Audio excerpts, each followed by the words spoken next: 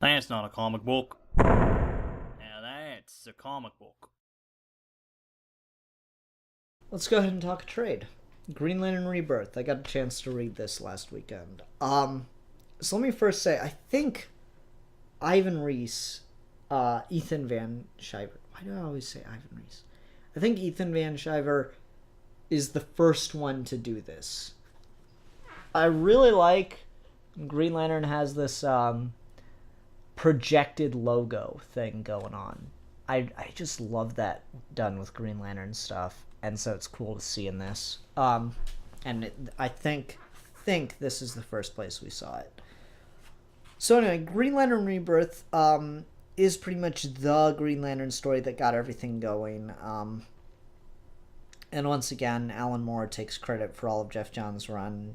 You would never know all of that just by reading this. It is one of the best wrap-ups and fixes for continuity. There's like a letter or an introduction at the beginning that talks about how easy it would have been to just kill off Kyle or have Hal be like a clone or drunk or whatever at the time, and how he didn't do that, how he did a lot of work and made it a love letter to all of Green Lantern, and I completely agree with that. That's what I really like about this book is it is bringing Green Lantern back in a really fascinating, really great, and respectful way. It's recognizing what was great about the old stories and also building on what was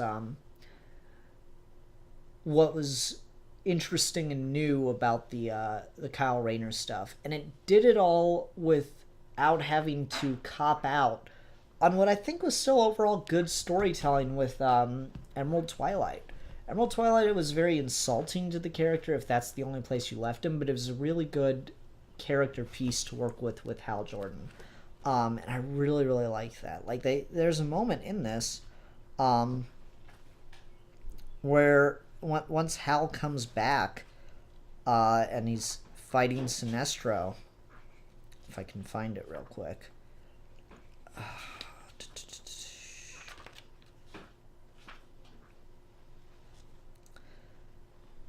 Ring power level at 99.4%. I don't hear any voices. Nothing inside screaming you cannot do this or telling me to go and find myself. No more soul-searching road trips. I'm Hal Jordan. Man, pilot, Green Lantern. I really like that. It's just, this is a love letter to Hal Jordan. It's a love letter to just all the great stuff about Green Lantern.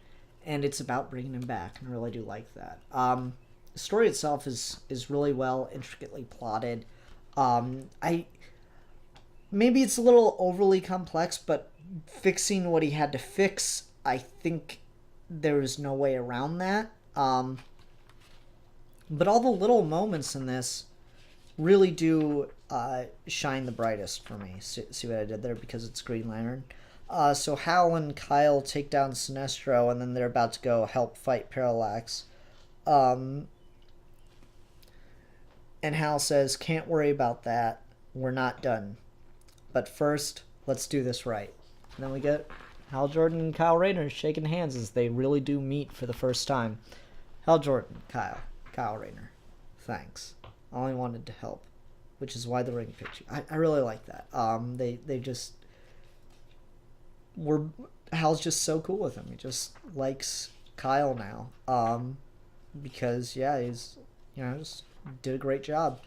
And even the stuff of the Justice League, like I never really thought about the Justice League problems with this. Like I'd never heard complaints like that before, but I have recently, because Steve has been going through the Johns run too.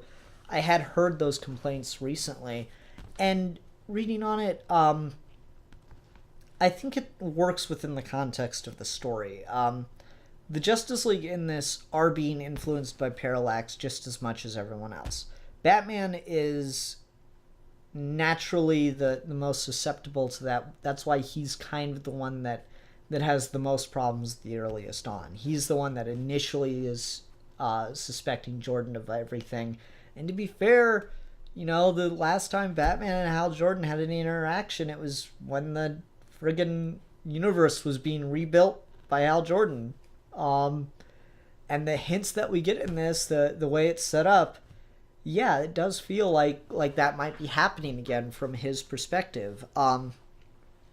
But really, what it all is everybody is feeling the influence of Parallax, and only the Guardian and the Green Lanterns are able to stop him because they're the ones with the power to do it. I really like that, and the action scene is just brilliant. This is a little thing, and I'm gonna point it out now as I go through the rest of these books. But like, what's up with the Guardians and always making like anal bead looking constructs?